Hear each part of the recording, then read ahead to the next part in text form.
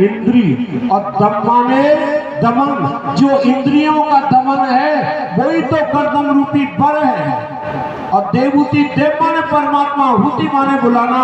जो परमात्मा को बुलाती है चाहती है वो देवहूति कन्या है। जब इनका संबंध होता है तब नवदा भक्ति रूप नौ कन्याएं और ज्ञान रूप कपिल भगवान का प्रादुर्भाव होता है।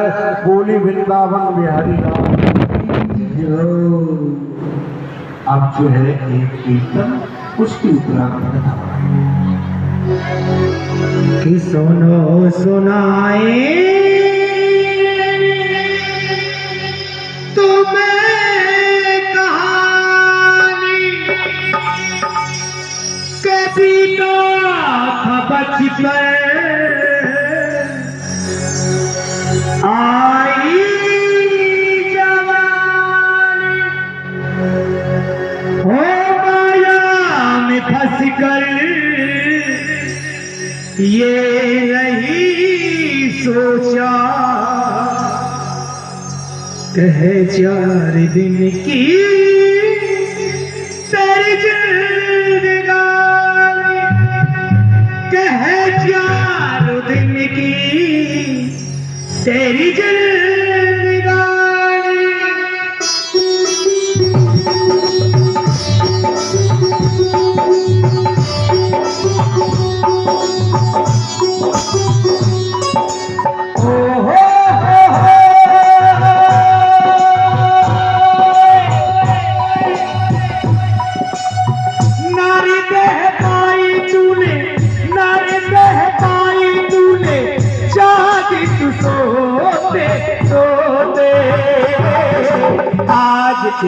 कामल हो गई जिंदगी का बोझ ढोते ढोते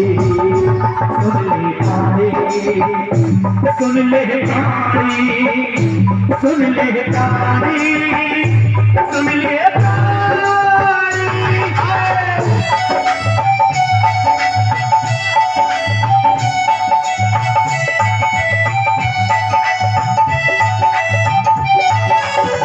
चार दिनों की है जिंदगानी 4 दिनों का मेला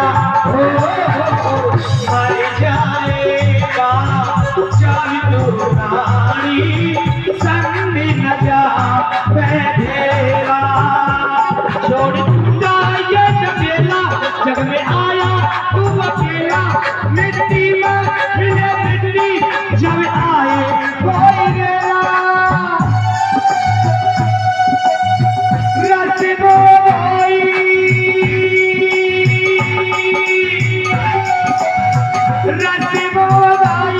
निभाई जाएगी रोते रोते आज तेरी हो गई जिंदगी का बोझ ढोते ढोते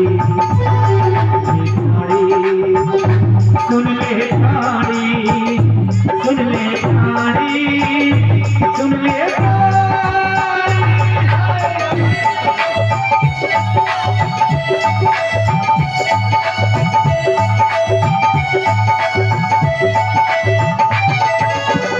जिनको तू अपना कहता है काम न हो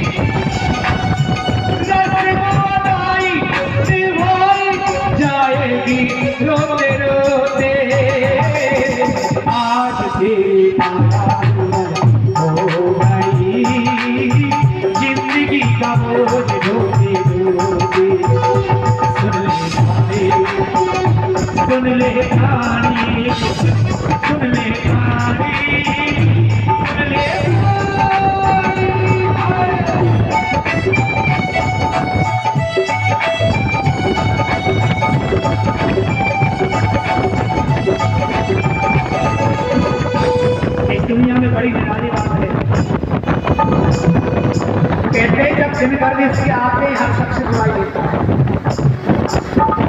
बनी के चेहरे पर लाखों निशान होते हैं और जब बनी बिगड़ जाती है तो उसमें हजार होते हैं। जब दिन गर्दिश के आते हैं हर शख्स बुराई देता है। इस दुनिया में जब समय बदल जाता है कोई किसी का नहीं होता। इस दुनिया में कौन किसका होता है और धोखा वो देता है जिसका भरोसा होता है। बड़ी प्यारी है जितना जिसके आते हैं हर शख्स बुराई देता है। हम करते नहीं कोई अपना दुनिया में दिखाई देता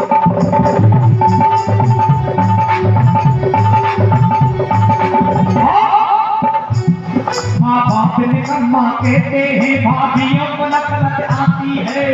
बुरे वक्त की बात बता रहा हूँ भैया, जब इंसान का प्राप्त करता है।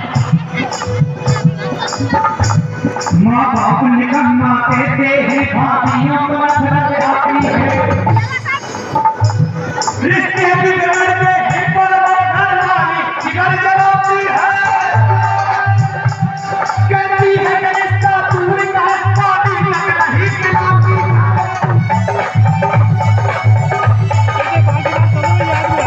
जिनको तू रात ना कहता है काम करो किया है। मर जाएगा जब तू नारी मर घर तक ले जाए। तेरी चिंता मत होए उसमें अभी दिल लगाए। एक लेके मत करना नजर भी उड़ जाए। नजर भाई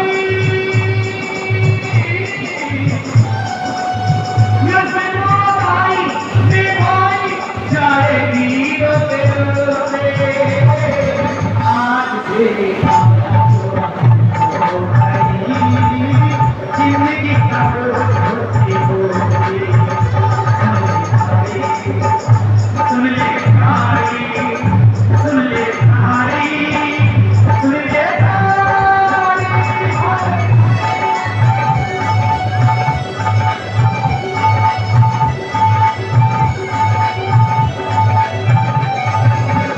चार दिनों की है जिंदगानी। चार दिनों का मेरा हो मर जाएगा जब तू नारी सबके नजा तेरा। छोड़ छूटा ये तेरा जब आया तेरा मिट्टी में मेरा मिट्टी जलाए कोई मेरा।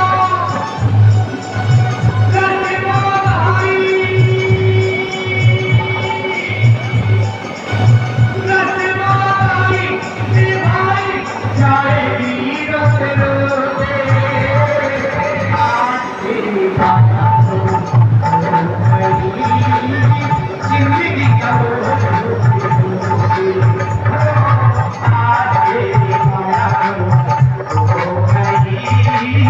जिंदगी का सुन ले भाई सुन ले भाई सुन ले भाई सुन ले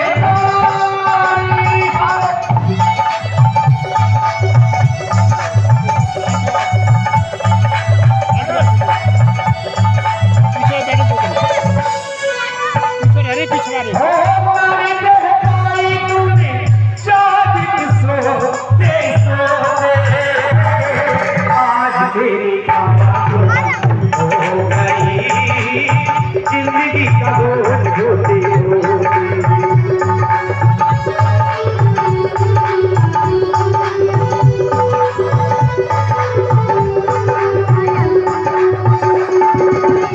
भैया बस के लिए ताली बजा लो।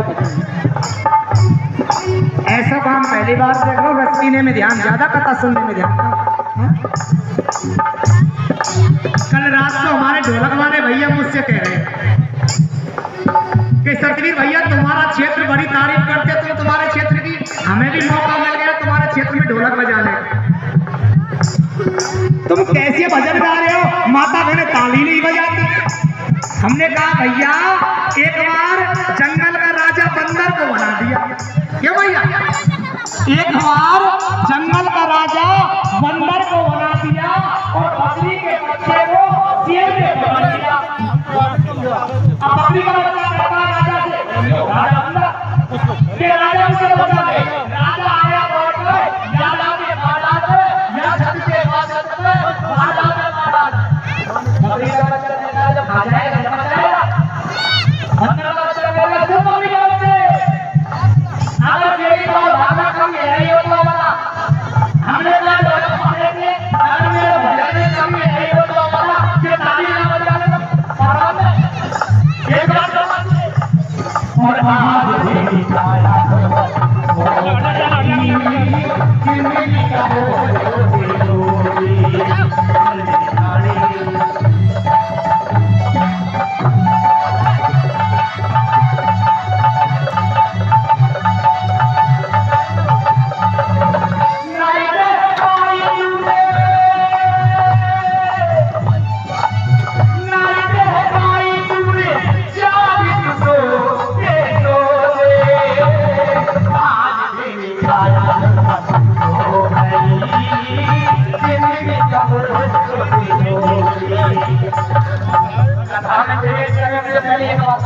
कूलर अलग हट बेटा पहले 39 मीटर एक बार हम बोला तो बताना नहीं आता। एक बार फोन किया फिर भैया कहाँ मारो भैया बोले उदयपुर में कथा चल रही है। हमने कहा कोई बात नहीं। दोबारा फोन किया तो बोले पटना में कथा चल रही है। तीसरी बार फोन किया तो बोले आगरा में कथा चल रही है। हमने गाड़ी उठाई और इनके घर में जाना है। हमने सोचे बोल रहे पानी बाहर बेटा खेल रहा है। हमने कहा कि बेटा तुम्हारे पापा कहाँ है? बोला कि अंदर कपड़े साफ कर रहे हैं। छाया बाहर छाया में मैंने फोन किया कि भैया क्या करो। भैया गुस्सा में बोला कि तुम्हें पता है कथा चल रही बड़ा आगरा में चल रही है। मैंने कहा बेटा आगरा का दरवाजा खोलने में दरवाजा उठा लो एक बार दरवाजा। हमारो बंदेरा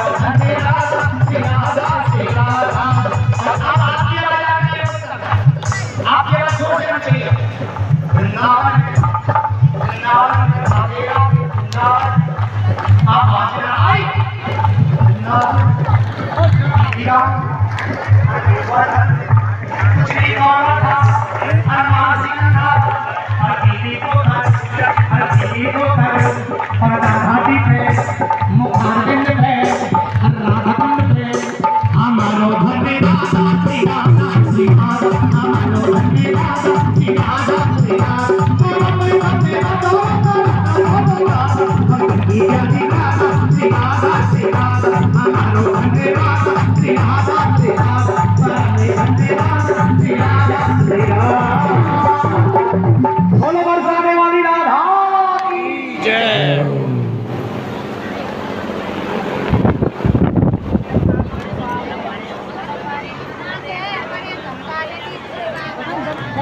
गिलास समझ रखा है।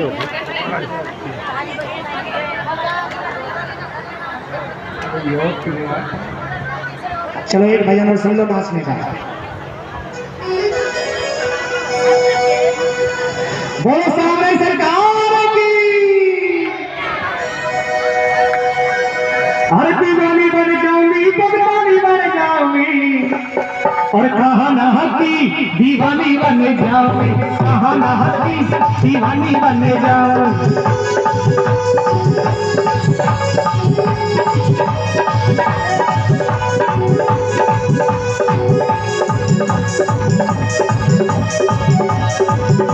दीवानी बने जाऊंगी बंगाली बने जाऊं। दीवानी बने जाऊंगी बंगाली बने जाऊं। कहा की दीवानी बने जाऊंगी। कहा की दीवानी बने जाऊं।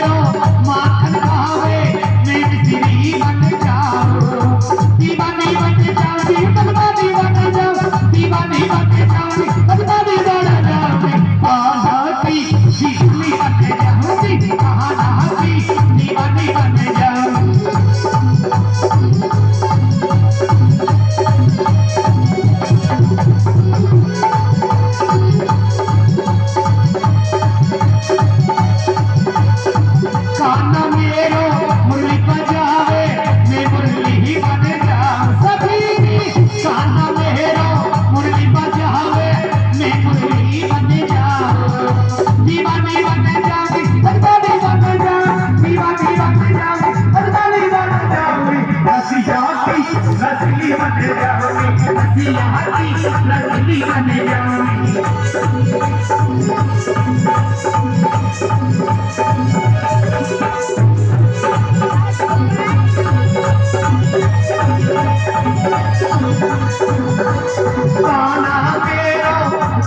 मेरो यमुना नहावे मैं मछली बन जाऊंगी।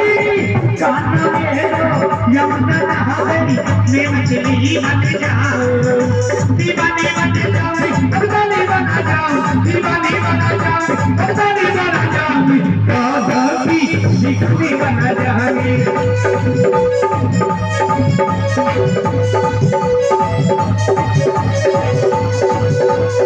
नहीं आयो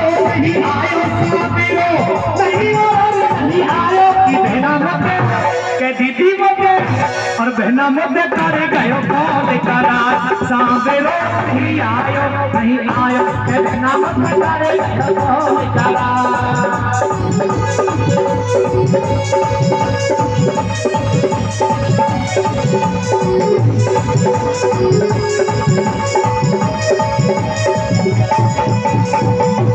काना मेरो माखन खावे मैं मिश्री बन जाऊं।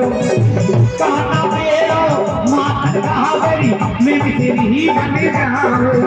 दीवानी बन जाऊं, दीवानी बन जाऊं, दीवानी बन जाऊं, दीवानी बन जाऊं, राधा की दीवानी बन जाऊं, बहाना की दीवानी बन जाऊं।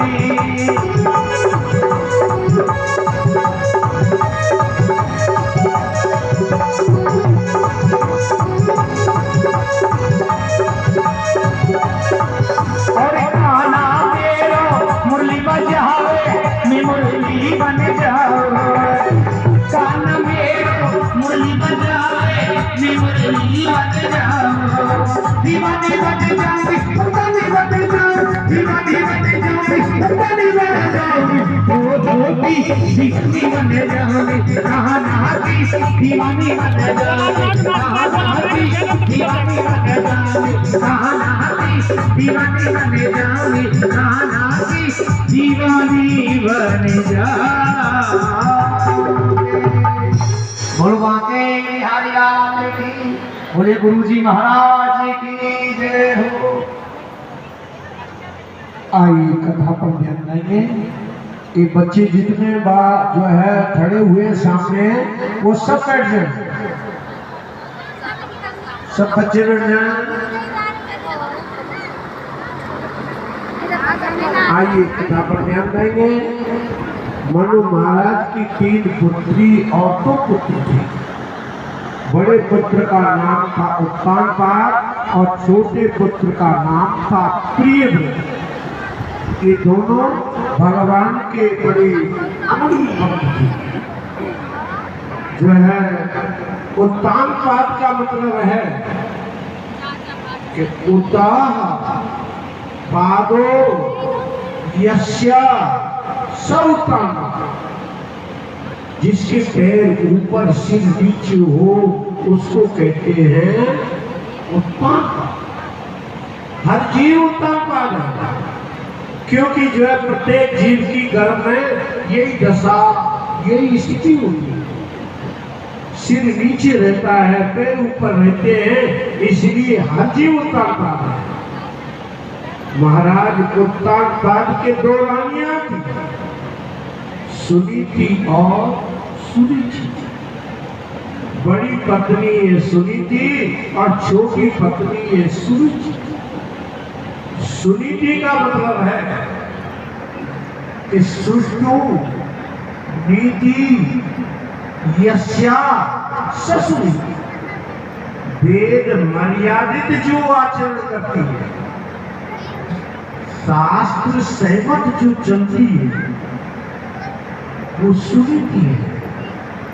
और सुरुचि का मतलब है कि सुष्टु भोगेषु रुचि यस्या ससुरुचि, अर्थात मन की रुचि मन माने ढंग से विषयों में रमण करती है, मनमानी क्रिया करती है, वो सुरुचि। सुनीति की कोई पुत्र नहीं हुआ तो उत्तानपाद ने दूसरा विवाह सुरुचि के साथ किया। व्यक्ति कुछ दिन धर्म का पालन करता है, करता है और फल ना मिले तो सत्संग में जाते जाते और महाराज अन्यत्र पहुंच जाता है।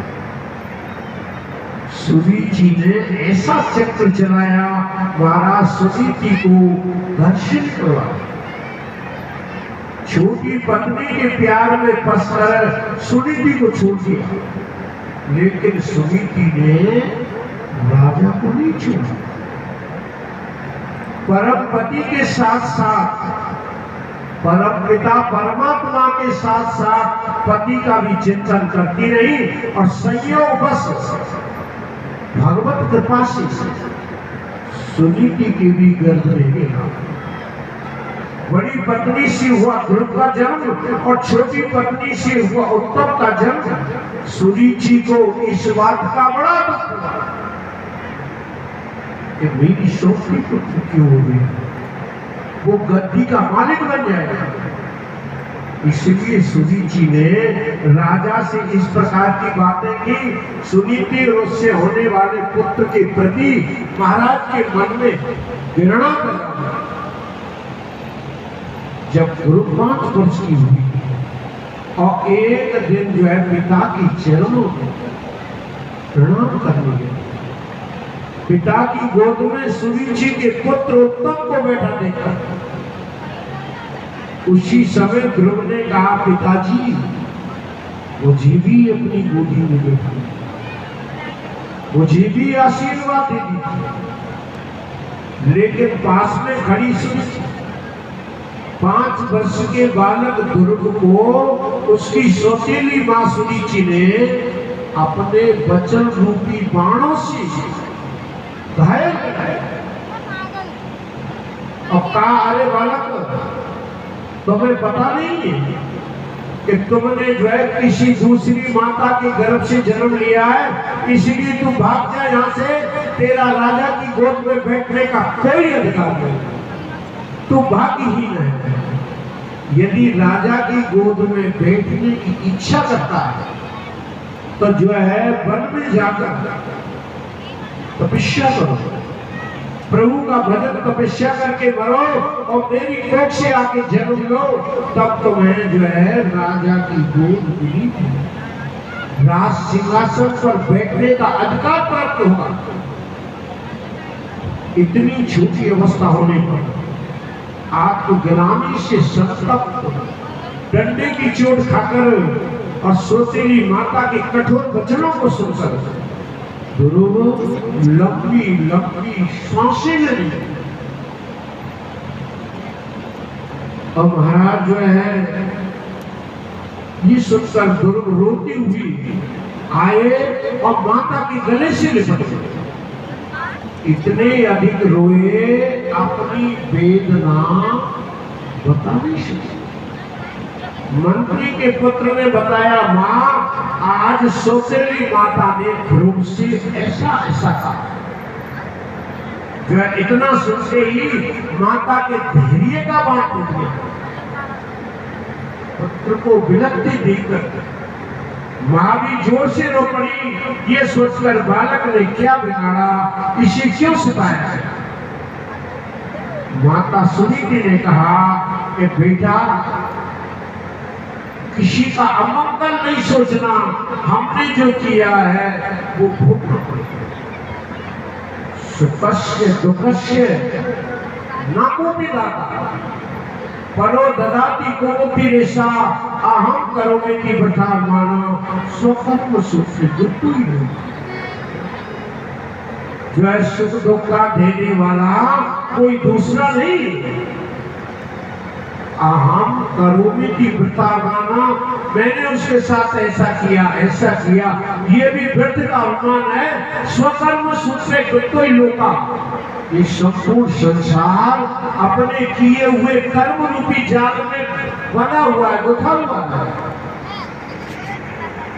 ध्रुव ने पूछा, मां क्या आप महाराज की पत्नी नहीं है?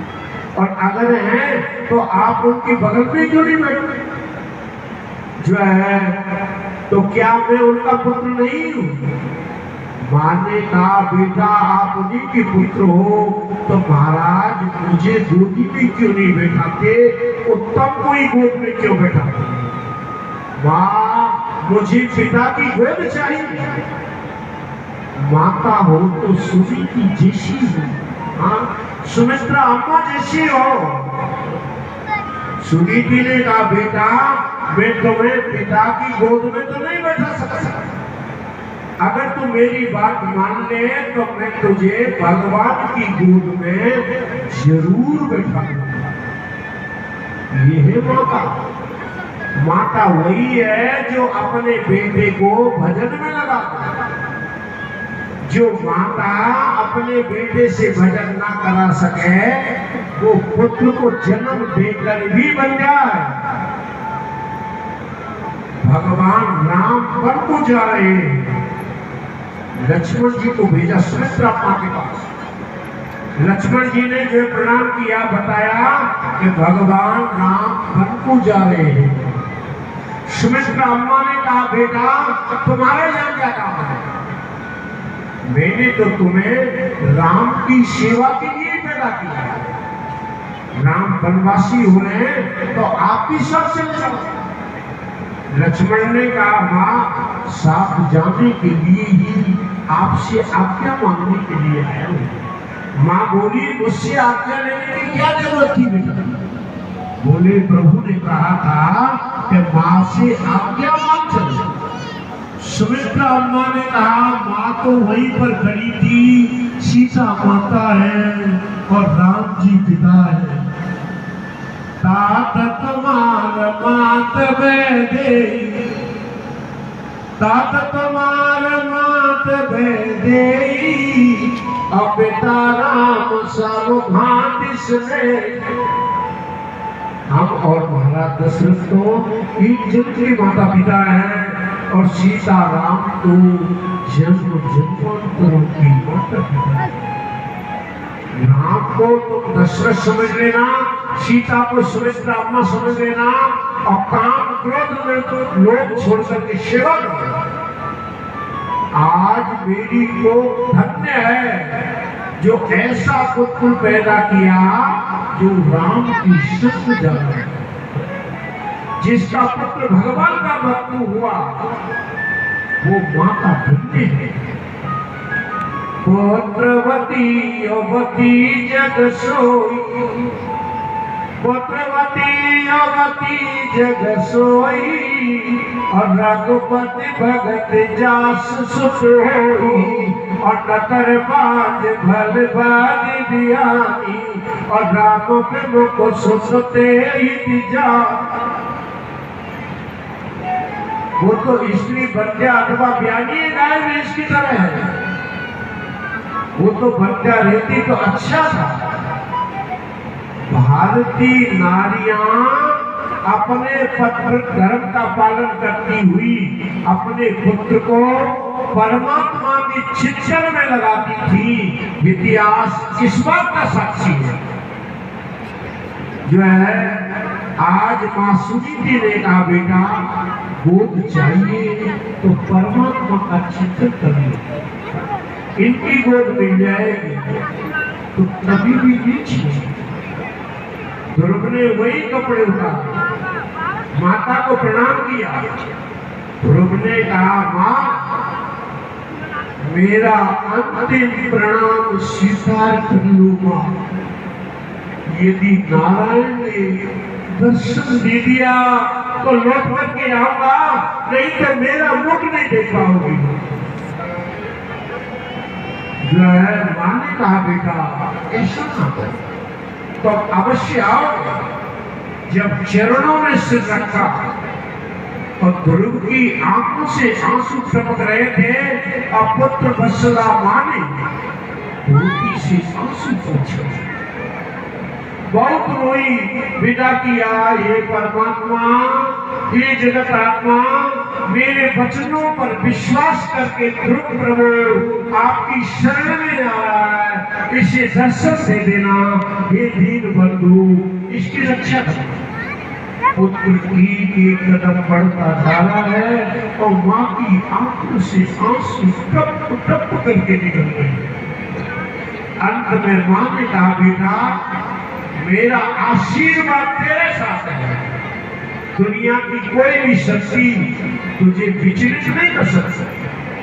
जो है दुनिया में तो बहुत अच्छा है, व्यक्ति जब दुखी होता है, व्यक्ति जब दुखी होता है तभी ठाकुर जी की ओर जाता है।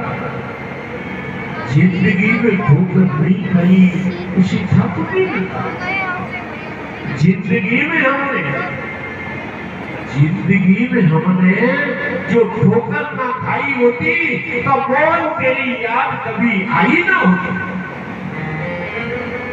ध्रुव जी जा रहे हैं, उन्हें रास्ते में नारद जी मिल गए और जो है उन्होंने ध्रुव की परीक्षा बोले, बेटा कहाँ जा रहे हो? बोले भगवान का दर्शन करने के लिए जाता हूं। जो है नारद जी ने कहा, बेटा अभी बच्चे हो, लौट जाओ, बहुत हिंसक जीव जंगल में रहते, तुम्हें खा जाए। बोल महाराज माँ का आशीर्वाद मेरे साथ है, मुझे कोई छू नहीं सकता। उन्होंने कहा, नारद जी ने कहा मैं जवानी में भजन कर ले। ध्रुव जी बोले जवानी मिलेगी, बुढ़ापा मिलेगा, इसकी क्या गारंटी? और फिर मैं संकल्प लेकर के निकला। ध्रुव शब्द का अर्थ ही यह है कि देहम पातियामी या कार्यम साधियामी, या तो जो है दर्शन करके रहूंगा, नहीं तो जो है शरीर छोड़। नारद जी समझ गए कि ये बालक हो रहा है। क्षत्रिय बालक दृढ़ प्रतिज्ञ होते हैं, या तो जंगल में या रण में या वन में, दो ही जगह सभी शांत करते हैं।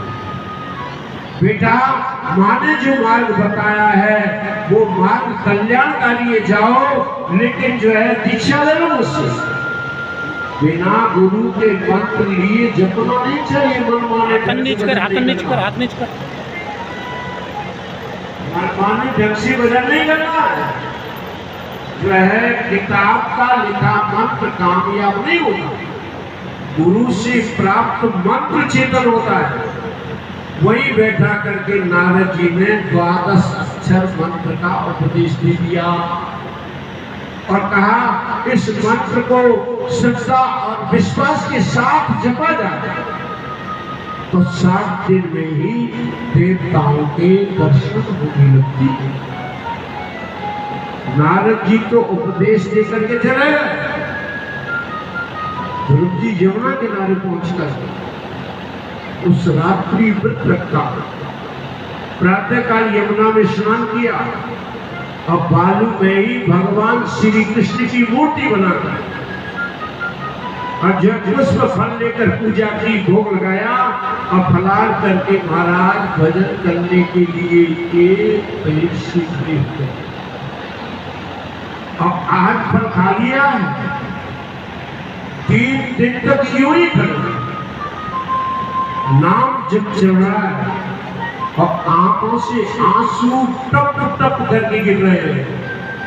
प्रार्थना चल रही है, प्रभु मैं पढ़ा लिखा नहीं हूँ, स्तुति पूजा जानता नहीं हूँ। जैसे बालक की तोतली भाषा पर माता पिता प्रसन्न हो जाते हैं, इसी तरह प्रभु मेरी प्रार्थना पर आप प्रसन्न हो जाते हैं। मैं ठुकराया हुआ हूँ, कृपा से सताया हुआ हूँ, मैं आपकी शरण में आया। जो है बहुत रोई थी। 3 दिन के बाद एक केट का फल या बेर का फल खा लेते हैं और एक पेड़ से घटते हैं। और महाराज दूसरे महीने में 6 दिन के बाद सूखे पत्ते खाते हैं, जल पीकर तपस्या करते हैं। तीसरे महीने में 9 दिन के बाद एक दिन जमुना जल पीते खड़े रहते और चौथे महीने में 12 दिन के बाद एक दिन केवल श्वास लेते। और 5वें महीने में प्राण वायु को ब्रह्मांड में जो है चढ़ा दिया और 6वें महीने में तप का तेज प्रकाशित हुआ, सारा ब्रह्मांड कांपने लगा और देवता मिलकर के भगवान की शरण में आए, प्रार्थना की, प्रभु ये क्या हुआ? तीनों लोगों में हाहाकार मच गया, जो है ऐसा सब कपड़ा है, प्रभु रक्षा की।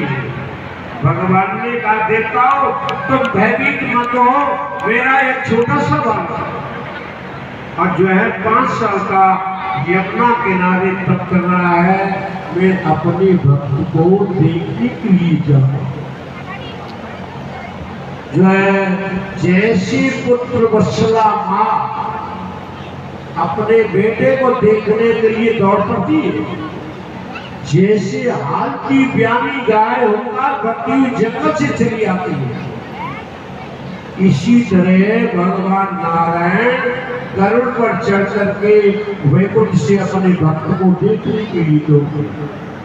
यमुना किनारे आए और चतुर्भुज रूप धारण करके ध्रुव के हृदय में प्रकट हो गए और ध्रुव जी आनंद में डूब गए भगवान का दर्शन करके। लेकिन 1 मिनट के बाद भगवान वहां से अंतिम बंद हो गई और जो ध्रुव ने व्याकुल होकर के आंख खोल करके देखा तो भगवान सामने खड़े हैं और देवता पुष्प वर्षा के बाजे बजाते जय जयकार करते हैं, बोली वृंदावन बिहारी लाल की जय। ध्रुव की एक एक इंद्रियां ललचाए भगवान से मिलेगी, आंख चाहती है, कान चाहते हैं और सिर चाहता है चलो झुक जाओ और वाणी चाहती है कि भगवान की स्तुति पूजा करूं। सोचने लगे कि मैं बिना पढ़ा लिखा हूं, स्तुति पूजा कैसे करूं? नाथ सकल साधन में ही नाथ सकल साधन में ही ना, कृपा करो जान जन दीना, पूजा जप तप नियम यचारा, और नहीं जानत कछु दास तुम्हारा। बोले और इच्छाएं पूर्ण हो सकती है, लेकिन स्तुति वाली इच्छा पूर्ण नहीं हो सकती। भगवान ने भक्त की इच्छा पूर्ण करने के लिए अपना शंख ध्रुव के कपोल से स्पर्श कर दिया और स्पर्श करते ही महाराज समस्त ज्ञान राशि ध्रुव के हृदय में प्रकट हो गई और ध्रुव जी ने बड़ी सुंदर स्तुति की भगवान। यो अन्तः प्रविश्य मम वाचमिमां प्रचोदयाम्, सञ्जीव यत्ति किल शक्तिधरस्वनाम्ना, अन्यास्त हस्त च श्रवणत्वगादि, प्राणं नमो भगवते पुरुषाय तुभ्यं, प्राणं नमो भगवते पुरुषाय तुभ्यं। देखो तुलसीदास, सूरदास, कबीरदास, मीराबाई, नरसिंह, ये भैया किसी कॉलेज में पढ़ने नहीं गए, इनके अंदर से ज्ञान स्फुरित हो जाता है। भजन करते करते जब हृदय शुद्ध होता है तो अंदर से ज्ञान प्रकट होता है, कुंडली जागृत होती है, जैसे एक तालाब में से अनेक झरने निकल पड़ते हैं। ध्रुव ने गदगद कंठ से बड़ी सुंदर स्तुति की भगवान और जो है बोले प्रभु आपकी कथा सुनने में, आपका ध्यान करने में जो आनंद आता है वो जो है निराकार ब्रह्म ही नहीं है, फिर स्वर्ग में कहां से? यदि मेरा दोबारा जन्म हो प्रभु तो आपके शब्दों का संग मुझे प्राप्त होता साल की है। उम्र तेरी आपकी प्रेमा भक्ति मुझे प्राप्त हो जाए।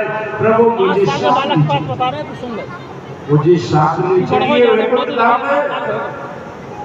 भगवान ने कहा बेटे तुमने 6 महीने जो तप किया है इसके बदले में मैं तुम्हें 36,000 वर्ष का राज्य देता हूँ।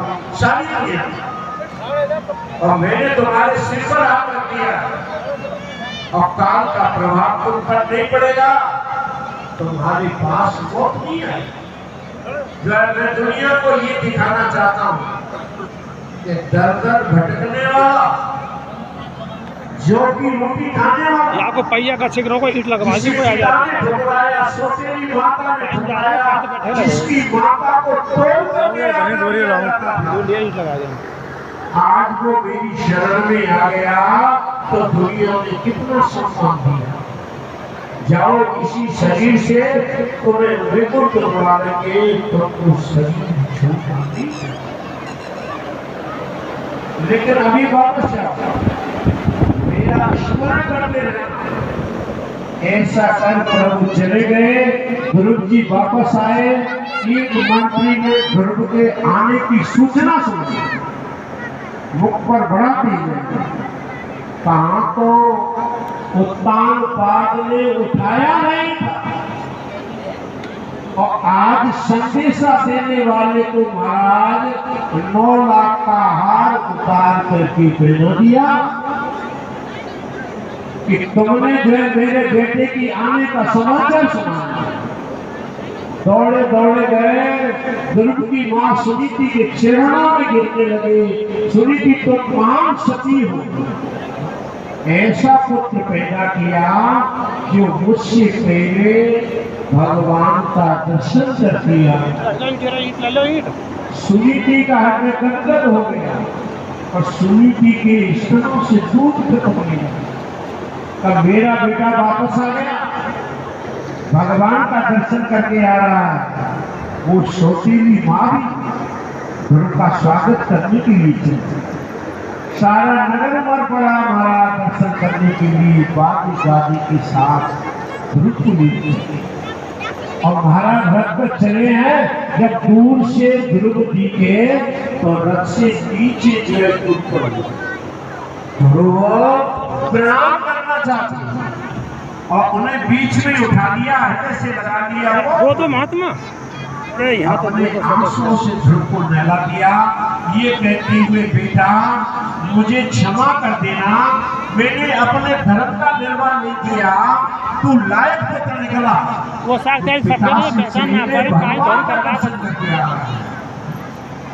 सौतेली माँ ने भी कहा मुझे माफ कर दो, तुम्हारी लंबी आयु हो, मैंने तुम्हें जो ठुकराया था। ध्रुव ने कहा माँ तेरी ठोकर ने मुझे ठाकुर से मिलाया। दुनिया में ठोकर ना लगे तो जो है ठाकुर जी नहीं मिले। सब सारे नगर वासियों ने स्वागत किया। श्री सुखदेव जी महाराज कहते हे परीक्षित, यस्या प्रसन्नो भगवान गुणैर्वेत्रादिभिर्यदि तस्मै नमन्ति भूतानि निम्नमाप एवा स्वयं। जो है जिस पर भगवान प्रसन्न हो जाते हैं सारी दुनिया उसके जो है चरणों में जुड़ जाती है।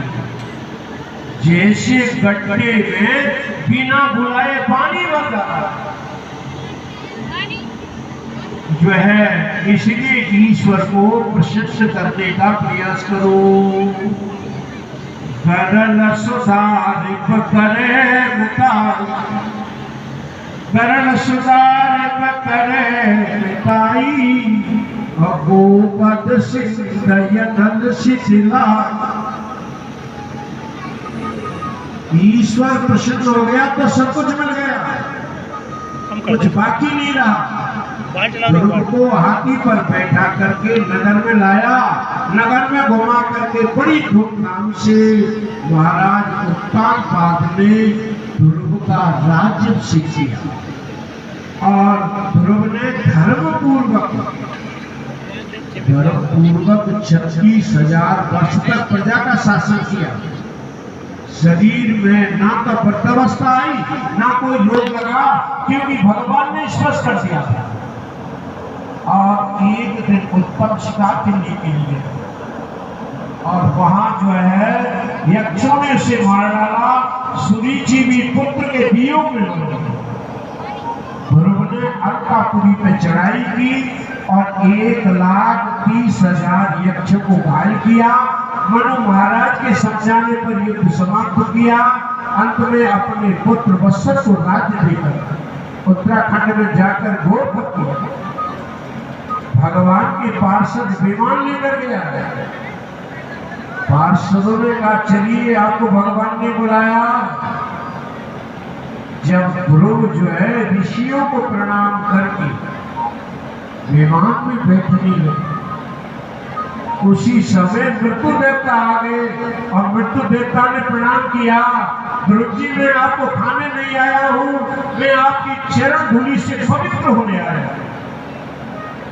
मृत्यु देवता ने सिर झुका लिया कि मेरे सिर पर पैर रखकर के विमान में बैठे, आपकी चरणों की धूली मेरे सिर पर लगेगी, मैं पवित्र हो जाऊंगा। और जो है मृत्यु देवता के सिर पर पैर रखकर के विमान में बैठे। विमान आकाश में उड़ा और देवता पुष्प वर्षा के बाजी बजाते जय जयकार करते हैं, बोली वृंदावन में हरिलाल। माता सरिती भी ध्रुव से भी ऊपर लक्ष्मी जैसा रूप बनाकर और वही उनको चल रही। ये उत्तरी ध्रुव जो है आज जिसे वैज्ञानिक उत्तरी ध्रुव कहते हैं। सूर्य, चंद्रमा, सप्तऋषि, तारागण ये सब ध्रुव की परिक्रमा करते हैं। जैसे हम सब भगवान की परिक्रमा करते हैं, भागवतकार कहते हैं इस ध्रुव चरित्र को जो सुनते हैं उनके सारे पाप कटते हैं और उन्हें प्रेमा भक्ति मिल जाती है, उनका जीवन धन्य धन्य हो जाता है। बोली वृंदावन में हरिलाल की जय। और ये कीर्तन उसके उपरांत कथा कि लगन तुमसे लगावे थे, जो होगा देखा जाएगा। और लगन तुमसे लगावे थे, ये भजन बाप से गाना है, नाचना नहीं है किसी को। ताली बजाओ। लगन तुमसे लगावे थे, लगन तुमसे लगावे थे, जो होगा देखा जाएगा। लगन तुमसे लगावे थे, जो होगा देखा जाएगा।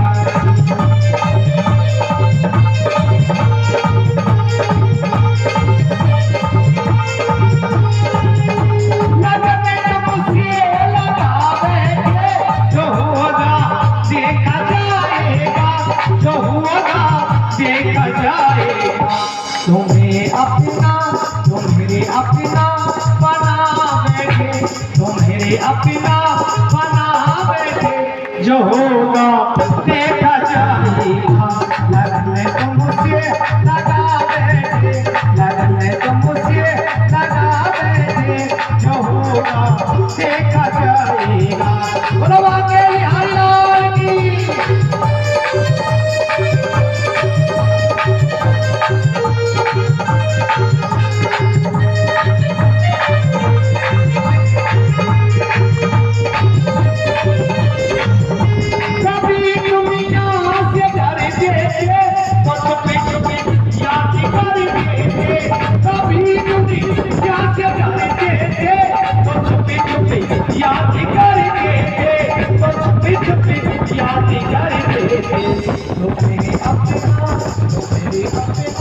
तुम्हें अपना बना बैठे, जो होगा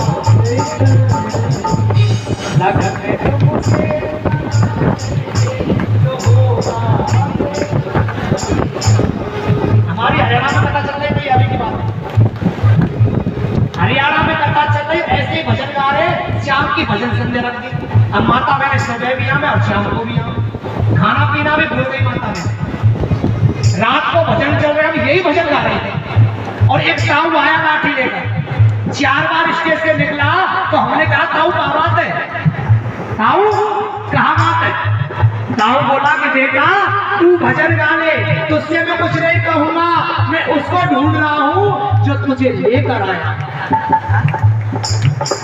और डांस करो आप। लगन में तुम मुझे लगा बैठे, लगन में तुम मुझे लगा बैठे, जो होगा देखा जाएगा। लगन में तुम मुझे लगा बैठे, जो होगा देखा जाएगा।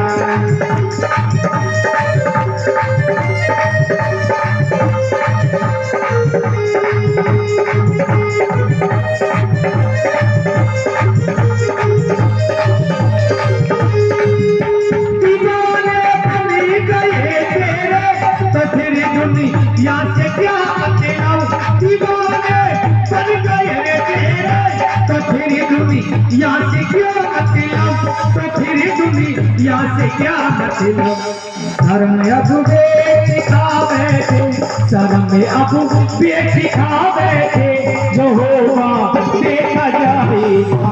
लगन तो मुझे लगा बैठे, लगन तो मुझे लगा बैठे, जो होगा देखा जाएगा।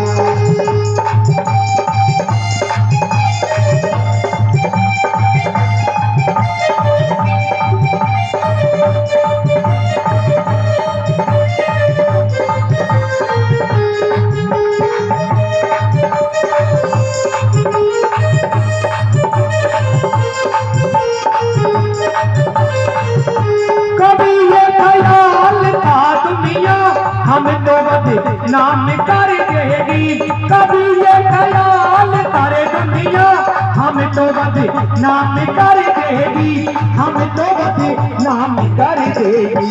तेरी गलियों में आ बैठे, तेरी ही गलियों में आ बैठे, जो होगा देखा जाएगा। लगन में तो मुझे लगा बैठे, लगन में तो मुझे लगा बैठे, जो होगा देखा जाएगा। लगन में तो मुझे लगा बैठे, जो होगा देखा जाएगा, जो होगा देखा जाएगा। लगन में तो मुझे लगा बैठे, जो होगा देखा जाएगा। लगन में तो मुझे जो होगा। सच्ची में ऐसा ही लग रहा है कि वृंदावन में कथा हो रही है। मोहब्बत में दिल घबरा रहा है, यहाँ से कोसों दूर है वृंदावन धाम। प्यार की नजरों से देख लूं तो आप लोगों के बीच में नजर आ रहा है, आपके बीच में नजर आ रहा है। एक बार बांके बिहारी के लिए। शर्म अब पेच खा बैठे, शर्म अब पेच खा बैठे, जो होगा देखा जाएगा। लगन में तुम मुझे लगा बैठे, जो होगा देखा जाएगा। बोलो मां के